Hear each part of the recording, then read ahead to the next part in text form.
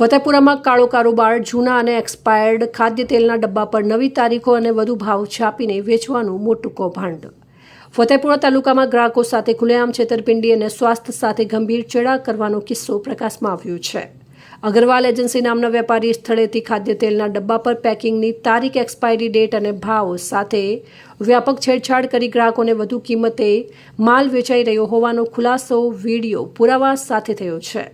2021ના જૂના ડબ્બા પર 2026-27ની તારીખ, ડબ્બા ઉપર મૂળ મેન્યુફેક્ચરિંગ વર્ષ 2021, એક્સપાયરી 2023 છુપાયેલું છે, પરંતુ તેની ઉપર વ્હાઇટનર માર્કર લગાવી અને નવું સ્ટીકર ચોંટાડીને પેકિંગ તારીખ 31 જુલાઈ 2026 તથા એક્સપાયરી 31 જુલાઈ 2027 દર્શાવી દેવામાં આવી છે.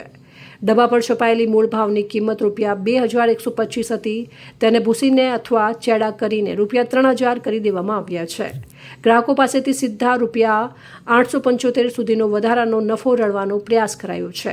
વિડીયોમાં ફતેપુરા સ્થિત અગ્રવાલ એજન્સીનો સ્ટોર અને બોર્ડ સ્પષ્ટપણે જોઈ શકાય છે. આ રીતે છેડછાડ કરેલા તેલના ડબ્બા વેચાઈ રહ્યા છે. 2021માં પેક થયેલું તેલ આટલા વર્ષો પછી વાપરવું અત્યંત જોખમી અને ઝેરી સાબિત થઈ શકે છે. તંત્ર ક્યારે જાગશે? ફૂડ એન્ડ ડ્રગ્સ વિભાગે તોલમાપ વિભાગના અધિકારીઓ આ પ્રકારની ખુલ્લેઆમ થતી ગેરરીતિઓ સામે મૌન કેમ છે?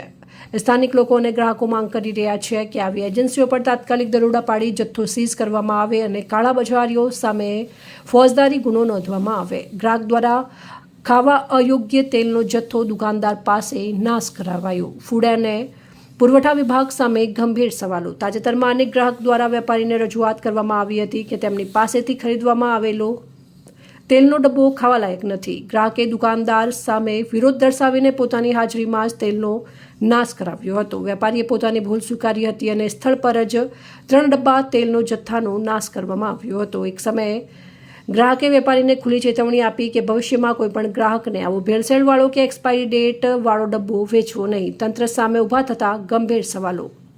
આ સમગ્ર ઘટના બાદ ફૂડ એન્ડ ડ્રગ્સ વિભાગ તેમજ પુરવઠા વિભાગની કામગીરી પર સામે અનેક સવાલો ઊભા થયા છે. શું ફૂડ વિભાગ આવા ભેળસેળયુક્ત અને એક્સપાયરી ડેટવાળા માલના વેચાણથી અજાણ છે? શું જવાબદાર અધિકારીઓની મિલીભગત કે મૌનને કારણે આવા વેપારીઓ બેફામ બન્યા છે? વેપારીએ પોતાની ભૂલ સ્વીકારી લીધી છે, પરંતુ લોકોના આરોગ્ય સાથે ચેડા કરતા આવા કિસ્સાઓમાં ફૂડ અને પુરવઠા વિભાગ દ્વારા કડક તપાસ કરવામાં આવે અને યોગ્ય કાર્યવાહી થાય તો તેવી સ્થાનિકોની માંગ ઉઠી છે.